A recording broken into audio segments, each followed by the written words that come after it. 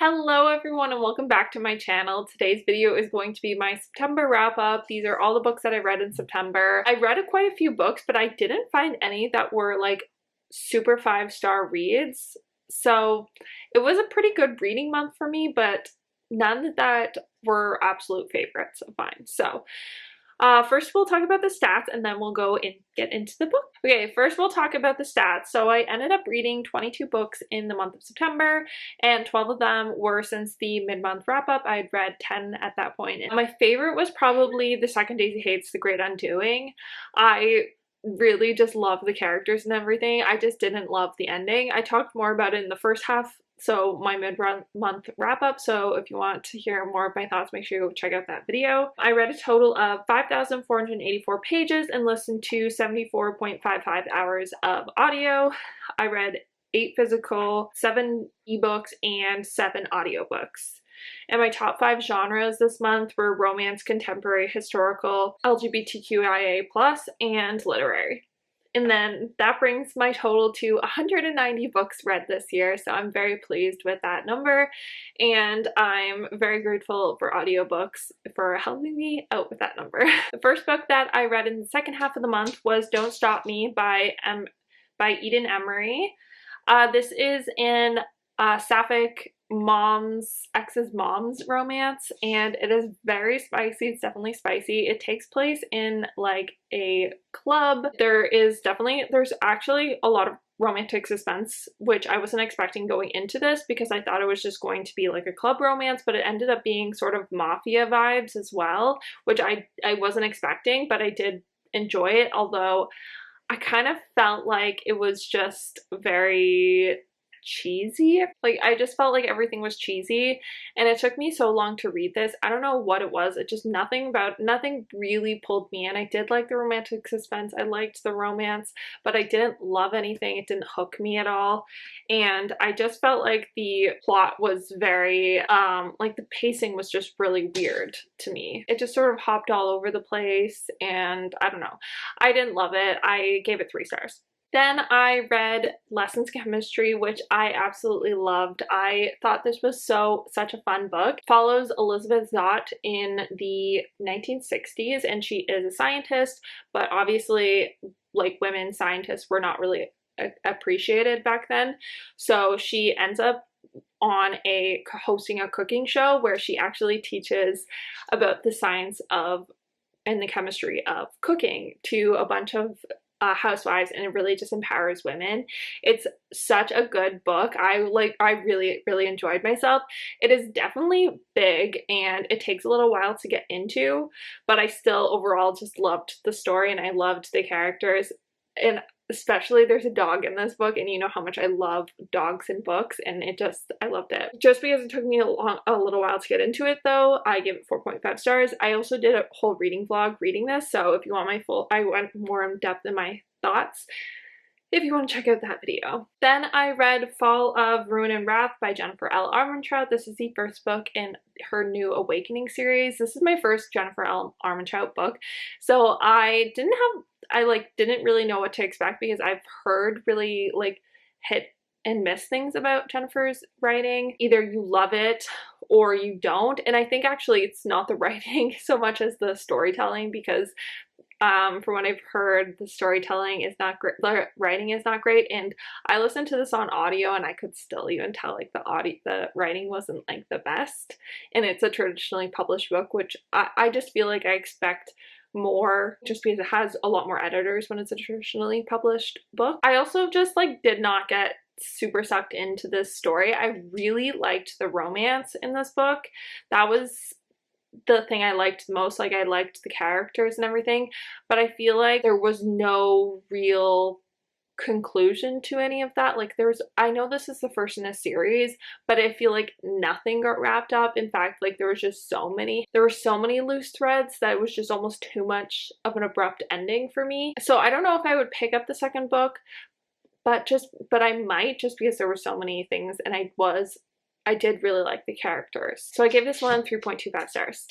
Then I read The Lucky Heart by Devney Perry. This is the 3rd book in the Jameson Valley series. This one follows Felicity and Silas, and They are childhood friends that she ends up leaving town for a while because she just needed to get out of town because of personal reasons, and then he runs the local ranch with his father. So it's a cowboy romance, which I haven't had there hasn't been in the Jameson Valley series yet. There's just been like, it's been small town, but not actual cowboys yet. So it was really nice to see. I loved this book. This was definitely one of my favorite books of the month. I loved the romance in this so much. Silas and Felicity are 100% soulmates. I loved their romance so much. I cannot even explain to you. I don't usually typically like friends to lovers, so the fact that I loved this book really shows you that there was definitely chemistry and romance throughout the whole thing. Silas is just such a simp for Felicity that is just so fun to read about. It did take me a little while to get into the book, and I felt like it wrapped up super quickly, but overall I just really liked this book. I gave it 4.25 stars. Okay, and the next book that I read was Fine Print by Lauren Asher. This is the first book in the Dreamland Billionaire series. I had to pick this up because I wanted to finally know what the hype was about Lauren Asher's writing, and I have just been seeing this series for so long. I also think the third one is going to be a part of the romance Goodreads section of like the Goodreads award, and I think the third one will be in that list, so I want to read the series before that list comes out. And I think this is a really good romance for beginner getting into romances, but I just didn't really like the male main character in this. I don't know what it was about him. I just didn't really like him. I felt like the miscommunication in this book was very apparent, but I did really like the writing, so I definitely would pick up more Lauren Asher books in the future. I do really want to read her Dirty Air series because I've heard really good things about her F1 series. It wasn't my favorite book I've read, but it definitely was still a really solid book, so I gave it 3.75 stars. Then I read Reckless Miles by Claire Kingsley, and I love this book. This one follows Cooper, who is the brother in the first two books, and like he's the brother who's like sort of quirky, and I just like was really excited for his book. He's sort of like a reformed playboy, and he meets Amelia, I think that was her name.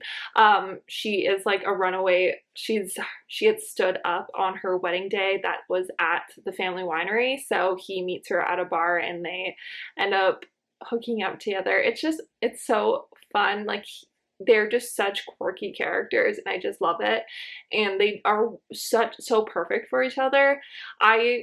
I knew I was going to love this book just because I really like Cooper. I do think that the writing was not the best in this book. It did kind of give me Wattpad vibes at times, but I still really liked it. Like, nothing was going to really ruin this book for me. I gave it 4 stars. Then I finally started the Addicted Calloway series by Kristen Becker Ritchie. This is the first book in the Addicted series, and I can see why people are obsessed with this series. This is such a toxic but addicting story. Like, I understand why it's addicted to you. The romance in this is not even a romance. This is like very, very, very toxic. So it's really like, I don't even know if you can consider this a romance, this specific book. I'm sure the series will be, but I loved the characters, and I really liked, I didn't know that we were going to get an introduction to all of the characters in the first book, and so I was really excited to meet Reich and Connor as well as Lillian Lowe in this book. And I don't know, I'm going to be binging this series for sure, but I've only read the first one so far. But I understand the hype. It is very addicting, but this one I know it's just going to get so much better than this book. I can see myself loving this series, but this one in particular, this book was not the best. It was very toxic. There was a lot of really difficult scenes to read. So I gave this one 3.75 stars. Then I read Hester, which I thought was going to be a really good book for spooky season. It's essentially a retelling of the Scarlet Letter. I guess the author from the Scarlet Letter has said that all of his books are based on true events in his life, except for this one. So this is basically the author's interpretation of if it was something from his real life, what it could have been. And it definitely is very like witchy and spooky, and it's really fun read, but I never really got into it. Like, I never really was fully sucked into the story. So I gave it 3.75 stars. Then I read Hidden Miles, which is the 4th book in the Miles family series by Claire Kingsley. That I just love Cooper so much that I knew that this book was not going to compare, but it was really cute. I really liked the brooding hero, the scarred hero kind of aspect to this book. I thought their romance was really, really sweet and super well done. There is a trope in here that I feel like could turn people off, so check the tropes and trigger warnings in this book. But overall, I did still really like it, but I just didn't like it as much as Cooper's book, so I gave it 3.75 stars. Then I read A Deal with the Devil by Elizabeth O'Rourke. This is the 1st book in the Devil series, and this, I can see myself getting addicted to this series. Basically, the female main character is taking over for a friend of hers while he goes on parental leave because he's adopting a child with his partner, and so he's going on parental leave, so she takes over as an assistant to a plastic surgeon for him, and the male main character is the plastic surgeon she works for, and he like likes to seem really grumpy and really rude and stuff like that, but he really has a heart of gold. He's like such a secret cinnamon roll, and I just love that in a book. That's always going to do it for me in books. So I did really like it. The ending, I like the miscommunication. The ending I didn't love. For a while I didn't really see the romance. I just saw it as like bickering rather than banter, but I did definitely eventually, like, I definitely flipped a page at some point. So I gave this 4 stars. It was very solid, but it wasn't the best book I've ever read. Then I read The Outpost by Tiffany Perry. This is the 4th book in the Jameson Valley series. This one follows Sabrina and Beau. Sabrina, she gets introduced in the 3rd book, The Lucky Heart. She's the best friend of the female main character from that one. And basically at the end, she's a investigative journalist, and she has to go on the run because of a story that she wrote, because she's got the Russian mob after her. And and so she needs a place to hide out where Beau is a search and rescue person. So there's these outposts that are along the mountains in Jameson Valley, and he brings her there to hide her, and he's like takes care of her. They're so complete opposites in this book, but they're just perfect for each other. It did take me a little while to get into, just because I'm not even sure why it took me a while to get into, but it took me a little while. It is a bit of a slow burn. There's nothing really happens between them until like about 50% of the way through, but like obviously you know something's gonna happen because they're both very attracted to each other. They're such soulmates again. Like I love this book. I was debating which one I liked more, The Lucky Heart or The Outpost, and I think this one slightly edges out The Lucky Heart. I did really like The Lucky Heart though, so I gave this one 4.5 stars. And last but not least, I read Funny You Should Ask by Alyssa Sussman. I'm sure everyone has heard of this book. It is, I like, this has a very like hit or miss ratings on Goodreads, and I can see why, because there is definitely miscommunication in this book, but I don't think the miscommunication was unrealistic, and I was just so invested in the characters and their love story that it just did not bother me. The pacing in this one again is a little off for me because I was really invested in the beginning, but it just like took so long. It was such a slow burn that I like started to not care quite as much by the end of it. But I still think it's a really unique plot. It is celebrity, right person, wrong time. There's a lot of really great tropes in this book. Still really liked this book. I can totally see why it's a very divisive book just because of the miscommunication, but for me it didn't take away from the story too much, so I gave it 4 stars. And those are all the books that I read in September. I hope you guys enjoyed. Let me know in the comments down below what your favorite book from the month of September was. Subscribe if you're not already. Give this video a thumbs up. It really helps support my channel, and I will see you in my next one. Bye guys.